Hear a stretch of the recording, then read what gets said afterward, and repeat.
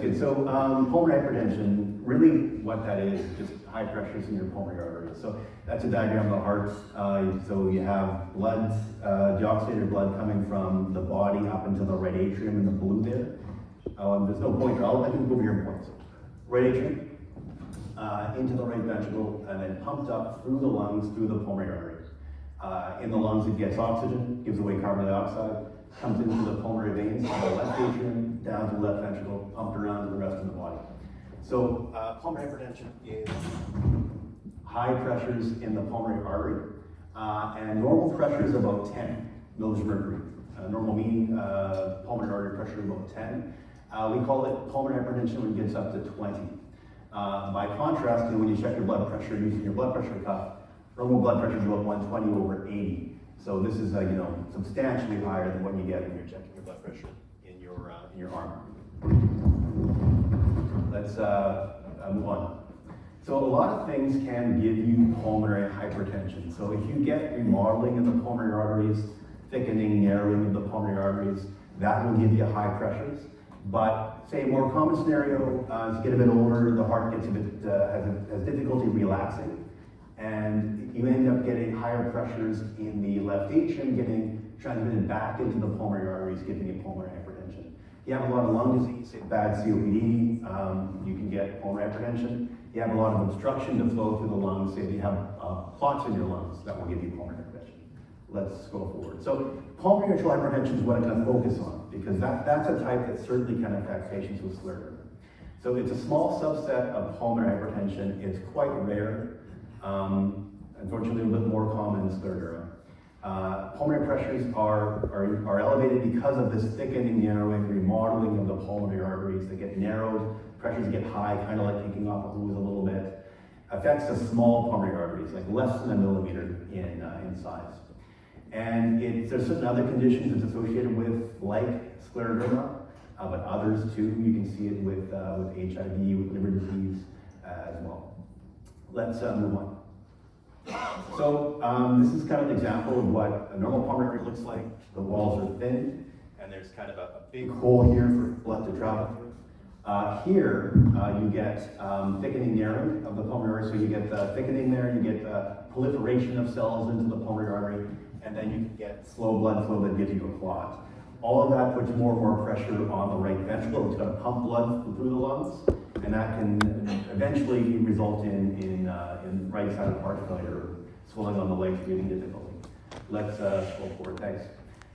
So PAH and scleroderma, it's seen in about 8 to 12% of patients with scleroderma, depending on what study you read. It's much more common with limited systemic sclerosis compared to diffuse systemic sclerosis. And it's common enough. It's one of the populations where we say it's good to get screened, to get looked at for a regular basis. So the guidelines we put out, the Canadian guidelines we put out a couple of years ago, do recommend a yearly echocardiogram for screening. And we'll get into what that is in a second. So it's one of the two major pulmonary complications of scleroderma. So you can get lung fibrosis, which is more common with diffuse systemic sclerosis. Pulmonary arterial hypertension is more common with limited systemic sclerosis, so anti-centromer antibodies and similar antibodies. Let's move on. How do people present with pulmonary hypertension? Well, one of the more common symptoms is breathing difficulty. Chest pain, you can get that too. Anxiety, you can get that because of strain on the right ventricle. You can get difficulty with passing out, which is a pretty advanced symptom, which always concerns us as pulmonary hypertension practitioners. Fatigues, leg swelling, abdominal pain as well. Now, usually you don't get symptoms until the pressure is double, and therefore, unfortunately, delayed diagnosis remains common. Often it gets attributed to other reasons, asthma, anxiety. So it's something to have a high index of suspicion for in populations at risk for it.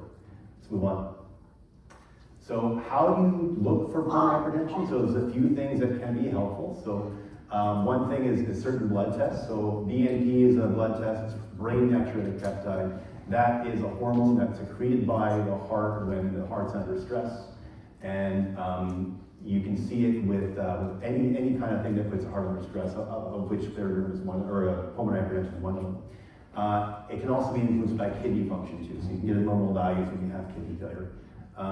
Let's move on.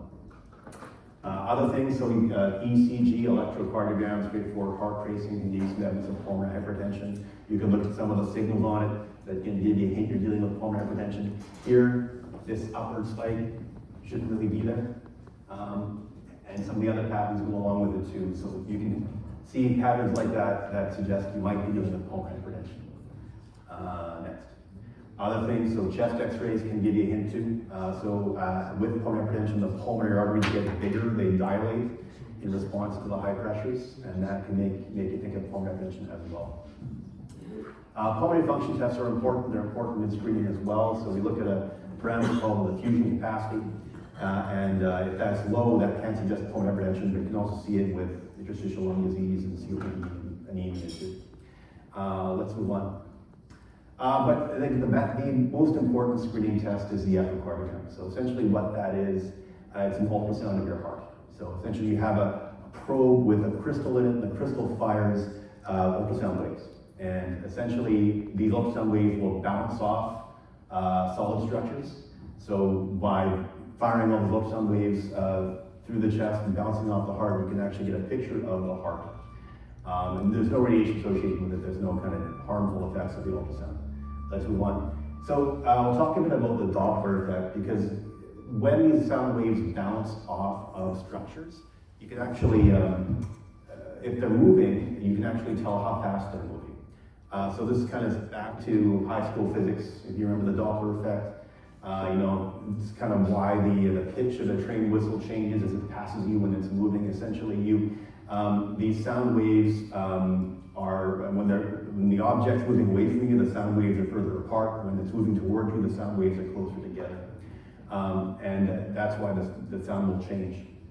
Let's move on. So what the probe does is fires a bunch of ultrasound waves that bounce off the moving blood cells. And if the blood's moving towards the probe, you're going to get a higher frequency bouncing back. If it's moving away from the probe, you're going to get a lower frequency bouncing back. So this is how you estimate what the pressures are in the lung. So you have your probe, and so it's your right ventricle pumping blood through the pulmonary arteries. But and this is the tricuspid valve. Tricuspid valve prevents blood from going back to the right atrium, but it always leaks a little bit. It never really closes up entirely. And the higher the pressure the right ventricle is pumping against, the faster that blood leaks back into the right atrium. So you get your probe here and you point it down towards the tricuspid valve, and you can see how fast that blood's moving. And then you can use an equation called the Bernoulli equation to estimate what the pressures are. So essentially, it's kind of a 4v squared calculation. You can move on now. So essentially, you measure the highest speed or velocity leaking through that tricuspid valve, and then you can apply an equation to estimate what pressures are in the lung. So you can't always get that because some people's valves don't leak quite enough to get a good signal. But in 90% of the cases, you can get a good estimate of what the pressures are in the pulmonary arteries with an echocardiogram. There's other things you can look at too. So you can look at, so here on the left is a normal heart where you have a normally sized right atrium, normally sized right ventricle. As you get pulmonary hypertension, that gets bigger. You get a bigger right atrium, bigger right ventricle. You can sometimes get a fluid collection on the heart called a pericardial effusion. You can start to see the right ventricle not squeezing quite as well. The valve, the tricuspid valve, gets a bit leakier. So you can use the echo to get an estimate of the pressures in your lungs, but you can also use it to estimate the other features suggestive of pulmonary hypertension. Let's move on. So the echo gives you an idea as to whether you're dealing with pulmonary hypertension, but it doesn't really tell you what type. It doesn't really tell you for sure exactly how high the pressures are. So echo is more of a screening test. You look for pulmonary hypertension, but the diagnostic test to say, okay, you definitely do have pulmonary arterial hypertension is the heart catheterization. So why do you need it? Echo pressures are not often accurate. They differ from cath pressures by about 10 millimeters of mercury over half the time. And the echo doesn't tell you if the pressure is coming from the heart or from the lungs. So right heart cath. So it's a procedure that we do in the cath lab. I perform a lot of right heart cath. So what this is, we put a small little tube, kind of small, like the size of what a piece of a spaghetti, through the vein, through one of these veins, up to the heart to measure the pressure, see exactly how high they are and where it's coming from. So, I mean, you can certainly hear in the femoral vein or sometimes in the internal jugular vein up here. More and more, I think it's kind of nice to go into the brachial vein. It's a smaller vein, but once you get in, it has a pretty nice pathway to take to get to the heart.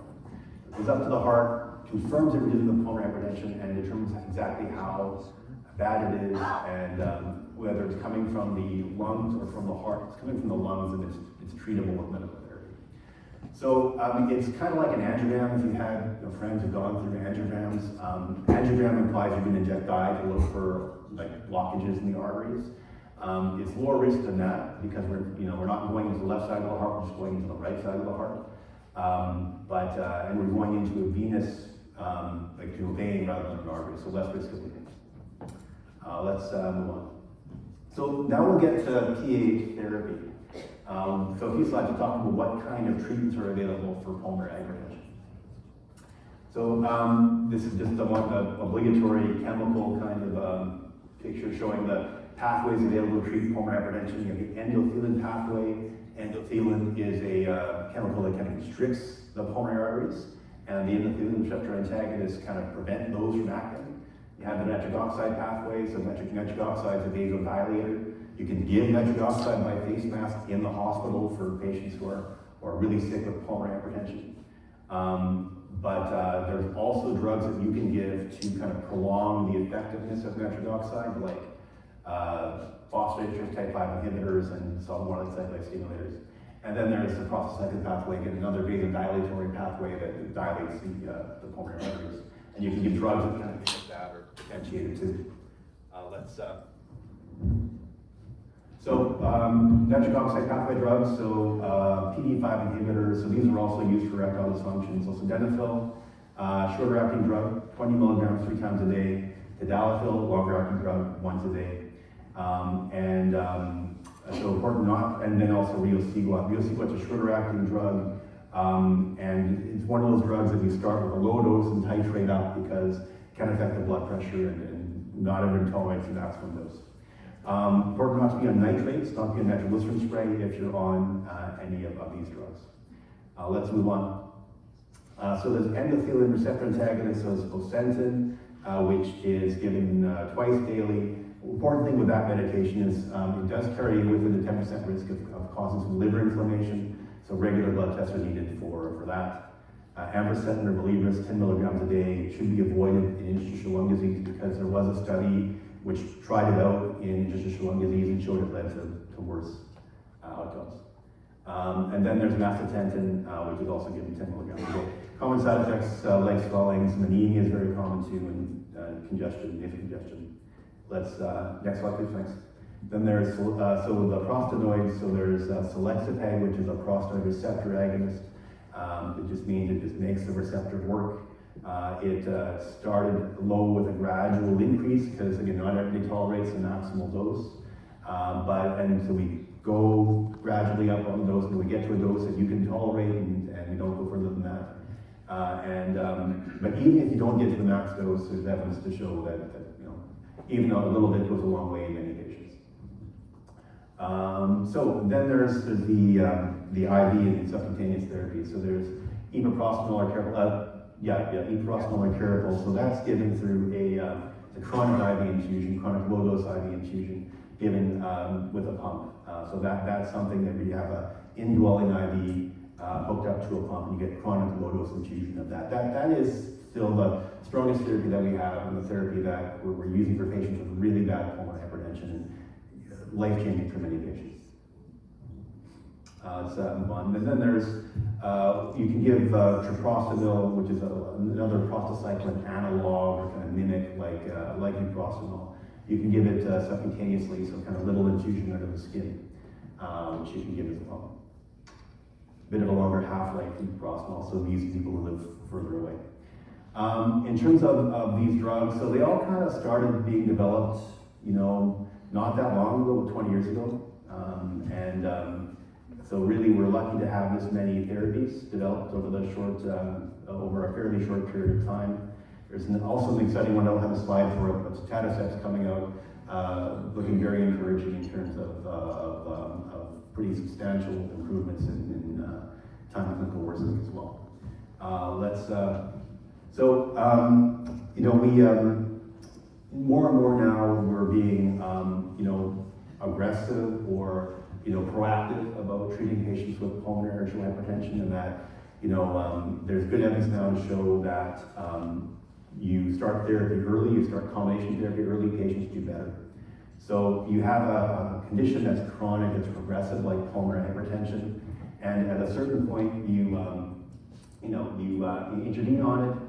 Some people get better, but they usually don't get back to normal, unfortunately. Some people do, but not everybody does. Some people stay the same.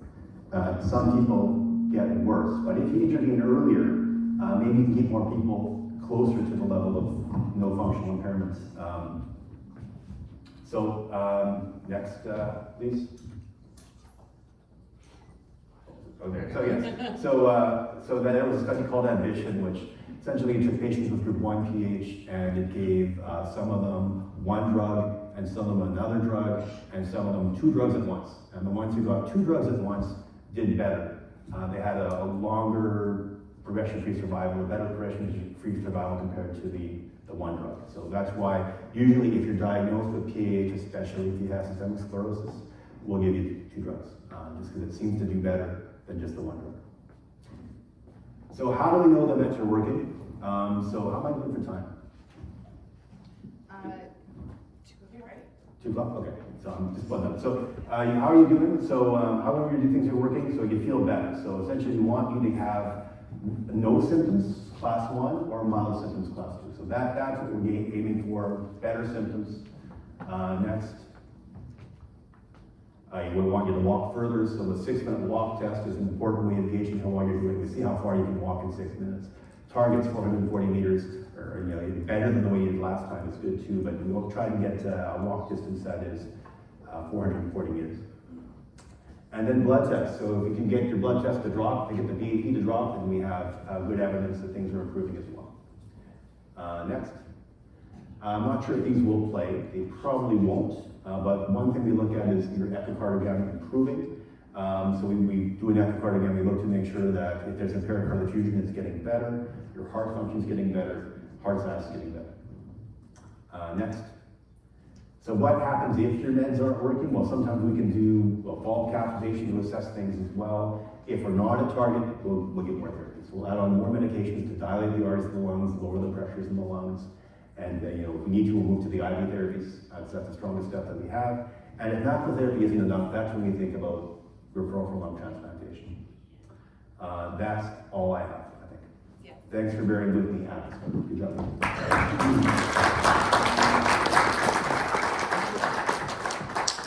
you have questions for Dr. I would. I have a question. We don't have a mic, so you have to yell. Voice.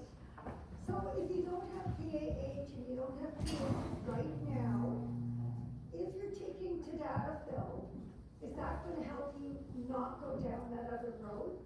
That's an excellent question. So I've not seen a study to that effect. But it stands to reason it probably will. If you're on a med that treats PAH because of your Raynaud's, Yeah. I mean, it probably would have an effect if you're going to go on to develop pulmonary arterial hypertension. Now, only 10% of people with scleroderma do go on to develop pulmonary arterial hypertension, so you may not be one of those. 90% of people don't. And I wouldn't say that I'd go on to prevent it because we're not sure who's going to get it. But I think that would stand to reason. Oh, it's because I think most of us are on. For your Raynaud's, yeah, no. So one thing I didn't mention, but these therapies do work for Raynaud's, so that's one added bonus of them. So can you repeat what you just said? Oh, so a side effect of the meds used for PAH is that they will usually improve Raynaud's. I didn't hear the question. Oh, she just has to repeat. Oh, Yeah, no problem. Oh, another question. Are there any contraindications of using that drug to aid in Raynaud's? I have diffuse scleroderma, as far as I know, and I have Raynaud's like 24/7. These gloves help. Yeah, that's certainly, it's horrible. I mean, yeah, I know these medications do help for Raynaud's.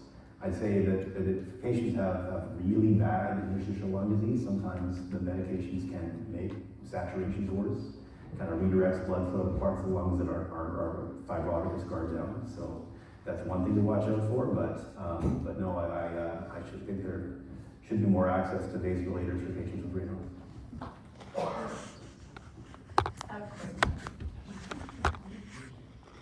Because Viagra and that line of drugs have been proven to help people with PAH or Raynaud's, can you speak to why it's not covered? Excellent question. So these drugs are generic now, so I don't know why. I think that people should get the drugs they need, and I don't know why there's some challenges, and I would hope that more generic companies would make drugs and the prices would drop. I don't know why that's not happening. Thank you. I have a question. I had a heart catheterization test from you just a couple weeks ago. And I actually have to go to Calgary to get another heart catheterization with exercise. I'm just wondering what the difference between those two tests are and why the exercise one isn't available here. So it actually is. I think that in your particular case, we were told either one would be fine. I think that they do a good job in Calgary. We do have access to exercise cath here. So if they really need it, we can do it.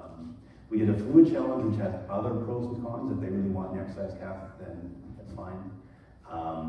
They may do it in a certain way that they want in Calgary, which is perfectly fine. And because they're such a novel center, like this is such a novel thing, I think it's important that people that they get the data that would help you get the right therapy.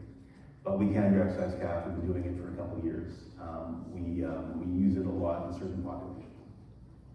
So it is available. I just we did the other one they asked for, but if they really want the exercise cath, I think it's worth the trip.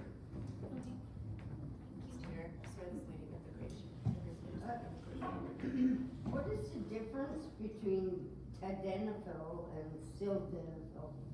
So they're similar drugs. They do similar things. They target similar pathways. The major thing is the half-life. So tadalafil is a bit longer acting than sildenafil. It's cheaper too. Well, yeah, that's another complicated reimbursement kind of thing. It's just that there's a patient support program for tadalafil and not for sildenafil. That's the reason why you see it to be cheaper. Now, you talked about, if it's caught early, there's a 2-drug treatment.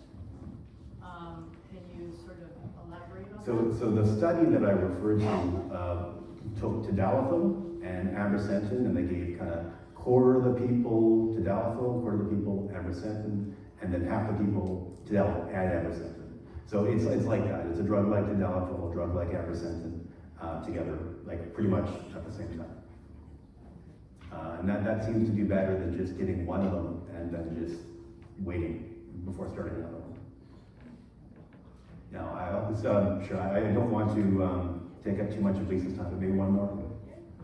Do ages have any role in the development of pulmonary hypertension? Ages? Yeah, so there's certain glycated end products, yeah. So certain conditions Not you get age, but advanced glycated end products. Oh, advanced glycated end products. Glycation, does that have any? Yeah, I think inflammation in general is a risk factor for pulmonary hypertension. Okay. So yeah, no, I think so. All right. Sorry, I won't Nice, Kenny.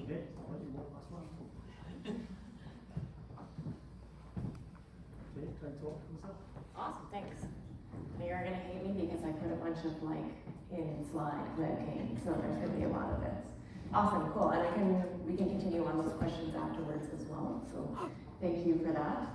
So I'm gonna cover the half, which is, what can we do to preserve lung function? What can we do to keep ourselves as healthy as possible for as long as possible? So again, when I was talking to Michelle, she asked me, you know, the two things, which were how to preserve lung function in any topic as possible. And now we've gone through most of these questions. You can go ahead. You've got that. You can just keep scrolling. Perfect. Okay. So I'm going to go through a bunch of strategies to preserve lung function, but it's really interesting to see how it's not just the science and the medication, but it's aspects of your whole life that really can help you do what I argue is sort of the best life for as long as you can.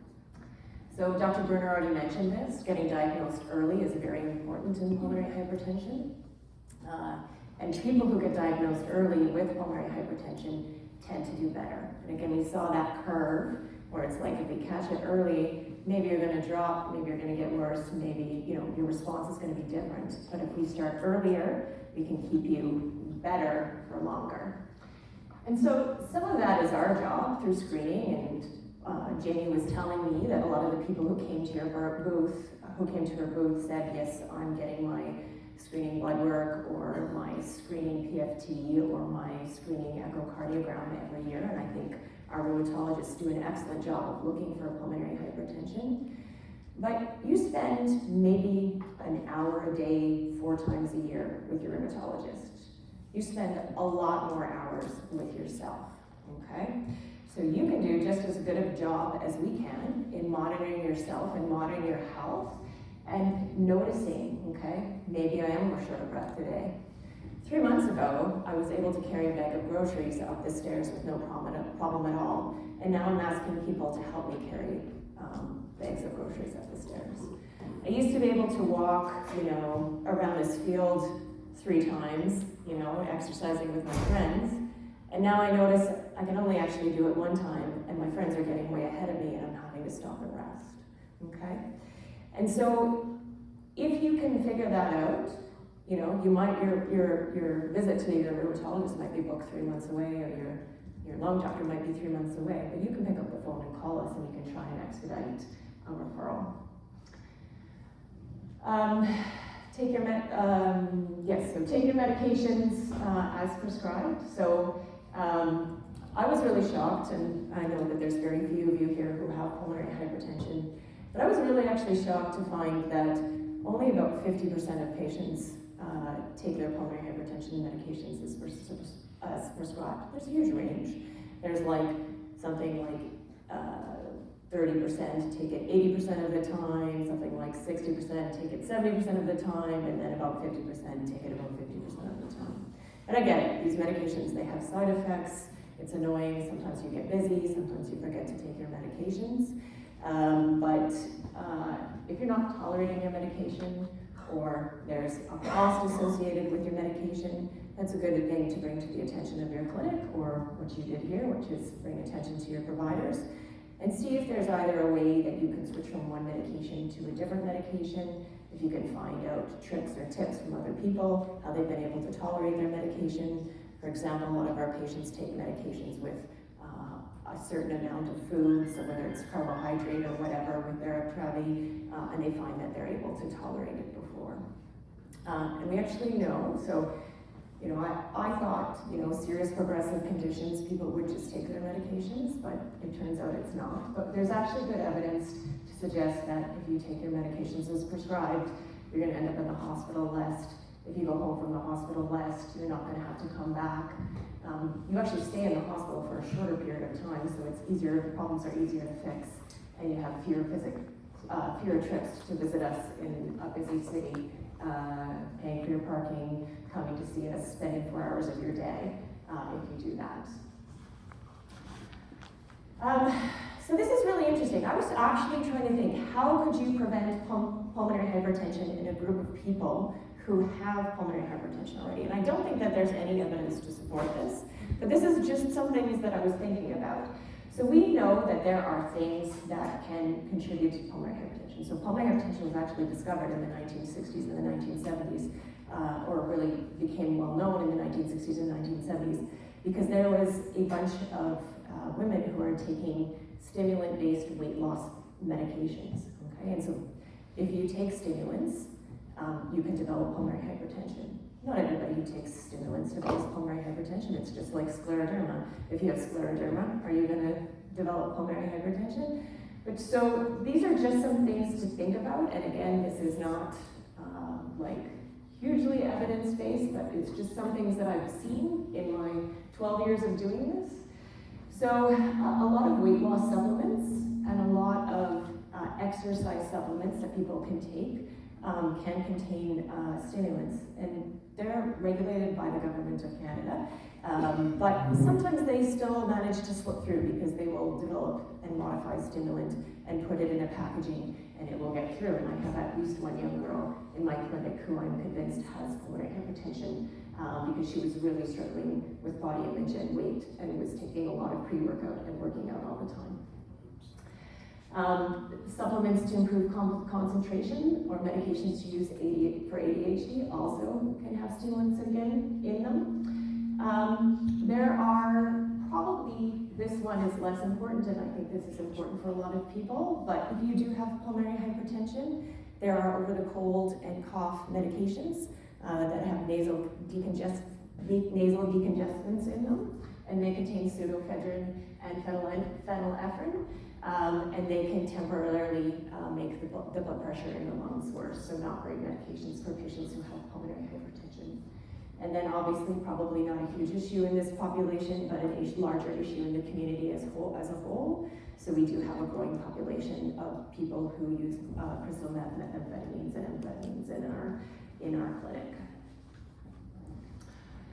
Immunizations. So immunizations are helpful, obviously, for people who have other lung conditions, in that it makes you less likely to have a flu or a cold and therefore get sick.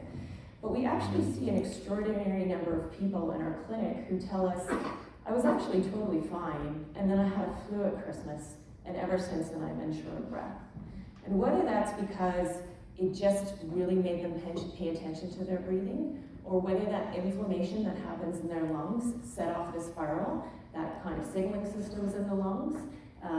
Again, if I was trying to prevent or trying to preserve my lung function as much as possible, I would consider staying up to date on your immunizations. So obviously influenza and COVID are offered seasonally now. I just got mine last week and felt like garbage all weekend, but here we are now. And then strep pneumo is one that you get once when you get diagnosed, and then again when you're around 65. But those immunization schedules are changing regularly, and SABC always has the one that's up to date. Anemia. So, interestingly enough, patients with pulmonary hypertension often struggle with iron deficiency anemia. And there's some complex pathology that goes back and forth between the relationship between pulmonary hypertension and anemia. And so typically we check our patients, their iron levels once a year, okay? If your iron levels aren't low and you aren't anemic, it doesn't help you to take iron. Iron is not a preventative thing. But if you are anemic, you are more likely to have symptoms, okay? So our red blood cells are what carries oxygen around our body. So if our red blood cells are low, we may feel short of breath. It doesn't mean that our lung disease has gotten worse. It doesn't mean our pulmonary hypertension is worse, but we feel worse. So it's something that you can do, and something that you can do within your own primary care area. So your family doctor can order these tests and try to help, especially because I see there's a lot of women in this room. It's more common in women. This is something that they can help with. So there are diets, so there's foods that are rich in iron, there are oral supplements, or if you're having troubles absorbing those oral supplements of iron, you can also get IV iron at medical infusion clinics as well through the hospital system. Preventing heart failure. So this is something that happens in patients who have pulmonary hypertension, and Dr. Brunner mentioned this briefly. So because the heart gets tired after many years of having to work really hard against that high blood pressure in the lungs, it gets dilated, it gets tired, starts getting stretched out, and instead of pushing blood forward to the kidneys, it starts backing up into the rest of the body. Okay, and so you start retaining fluid. And having all that extra fluid on board makes you feel more short of breath, makes you feel tired, and makes you feel weak. So again, Probably not a preventative strategy, but again, something that you can do on a day-to-day basis to help keep yourself healthy. So generally, our patients with pulmonary hypertension are weighing themselves first things in the morning. So after they go to the bathroom and before they eat breakfast, to try to maintain because you'll find often, I don't know if you guys have ever done this, where you get up in the morning and you stand on the scale, and then you stand on the scale later in the day and you maybe have gained 2 to 3 pounds, and you're like, oh geez, what did I eat today? But your weight naturally fluctuates through the day. So if you can weigh yourself first thing in the morning, it's probably the most helpful time for you to be able to tell.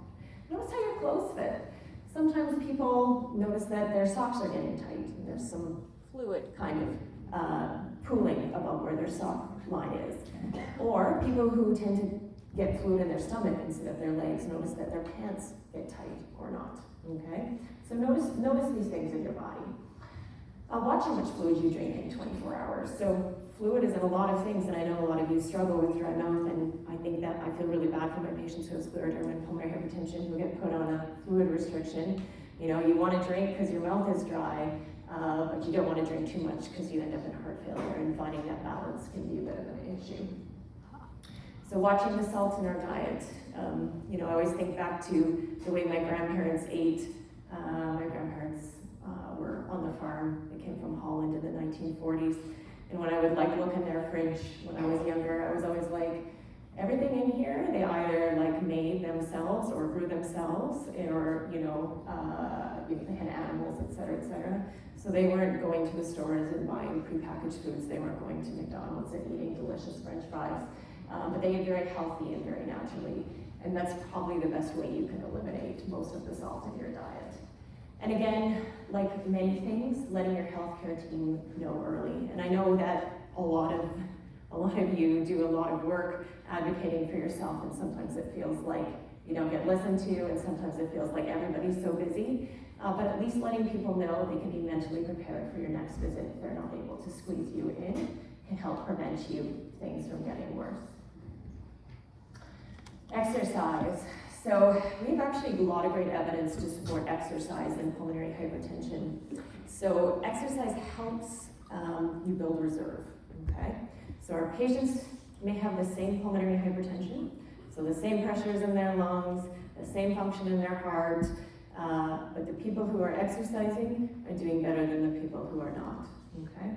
And it's hard, right? It's hard, you're already struggling with your breathing maybe, so wanting to exercise, you're dealing with a lot of other things as well. But exercise really helps you if you do get sick, if you need to go for surgery for another reason, if you end up in a car accident. It just gives your body a little bit of a buffer.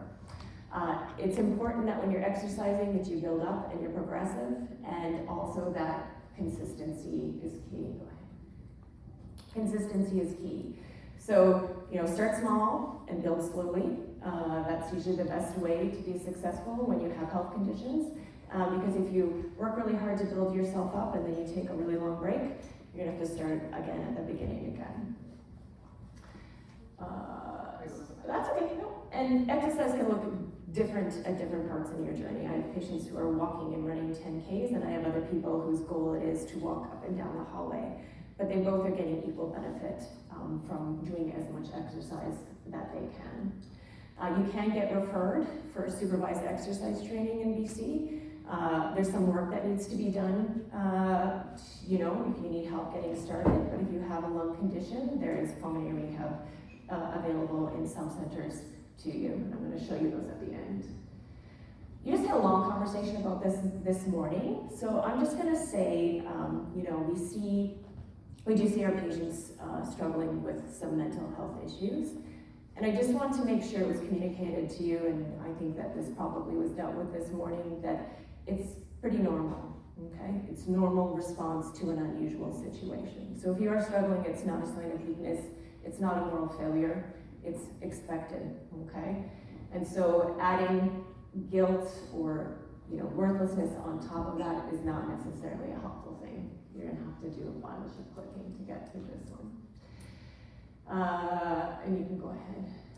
There's a variety of strategies to help keep yourself mentally healthy, and picking the ones that work for you is always best.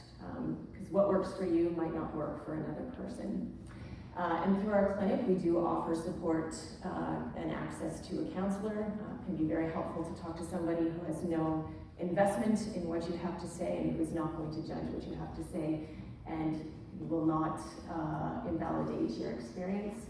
And in certain situations, medications can be revolutionary for some people.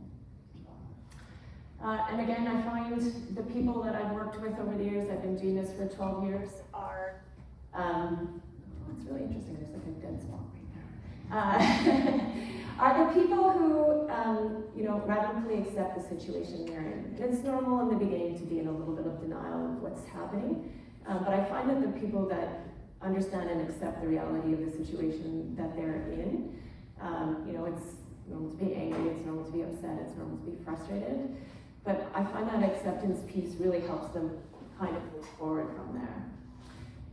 There's a lot of uncertainty and change. I mean, it's tough. You come talk about pulmonary hypertension and that may not impact 90% of you, but it will impact 10% of you. So it's like you are on this trajectory, you thought that this was the trajectory you're on, maybe that trajectory is gonna change. And learning to let go of control, which is something we all struggle with, whether we have scleroderma or pulmonary hypertension or not, can really be helpful. Fostering a sense of self-worth.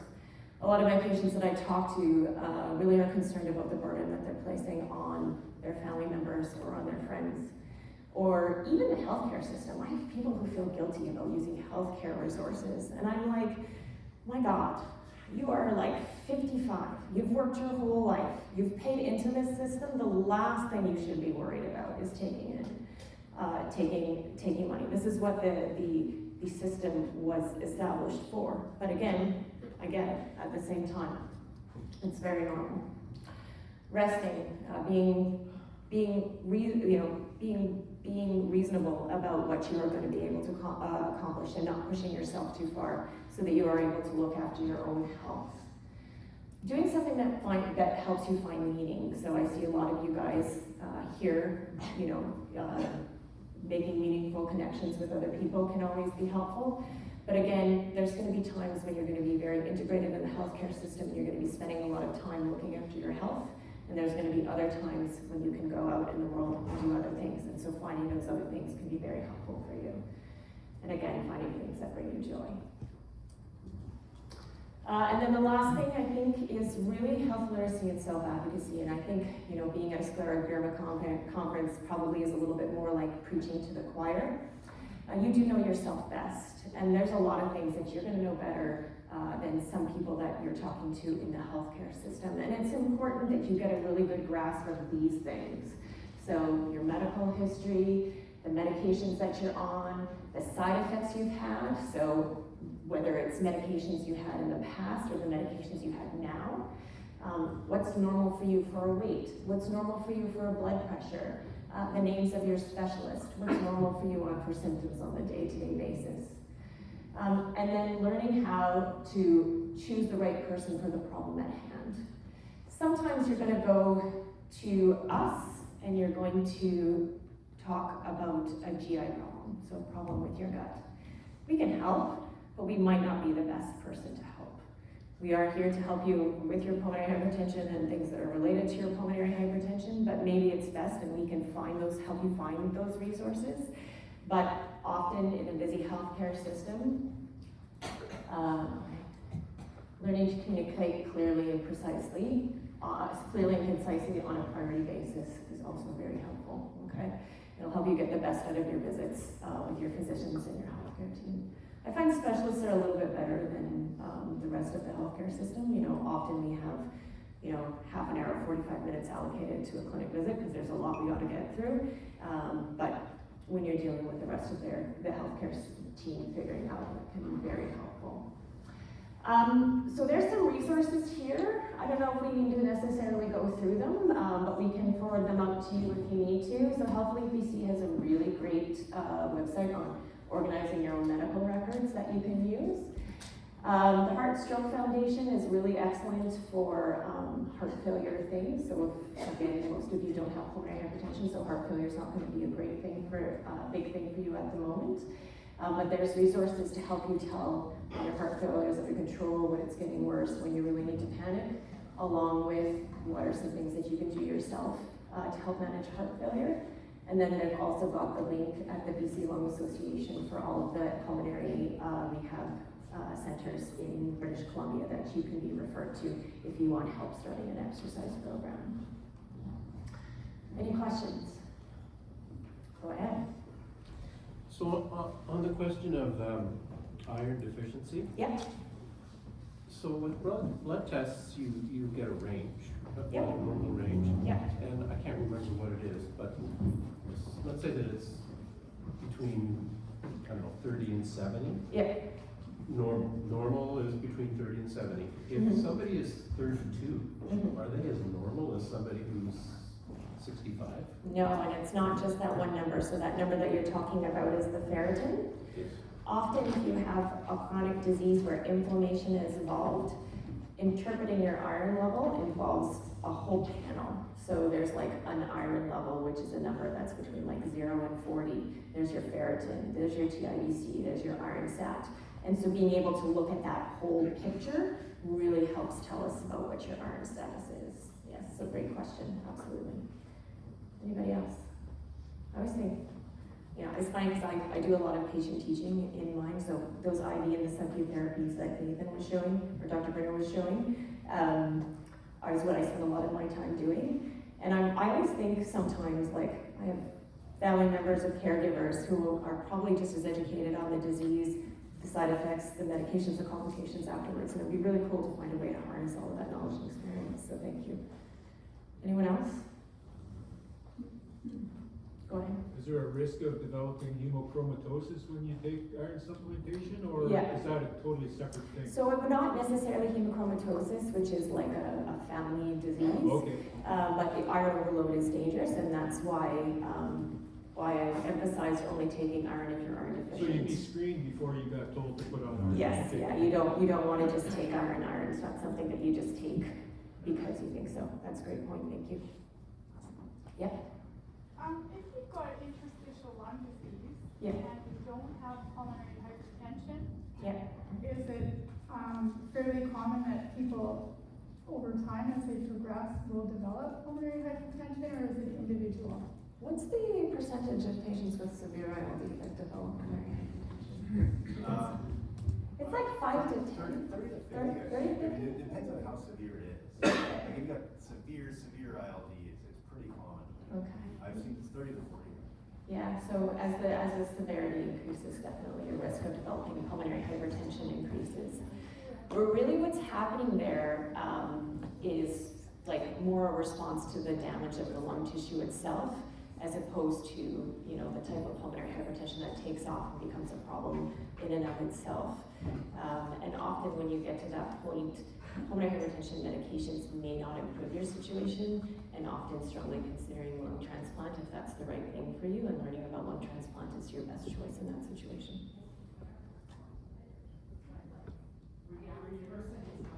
We're good? Excellent. And you guys have all had an opportunity to talk to Jamie today. I've been really impressed over the last couple of years with the incredible growth of the Pulmonary Hypertension Association here in Canada. And if you do get diagnosed with pulmonary hypertension, that would be one of the first places I'd go for support, resources, education.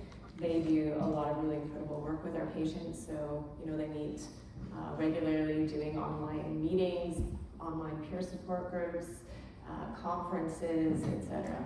So a great organization for sure. Okay, thank you.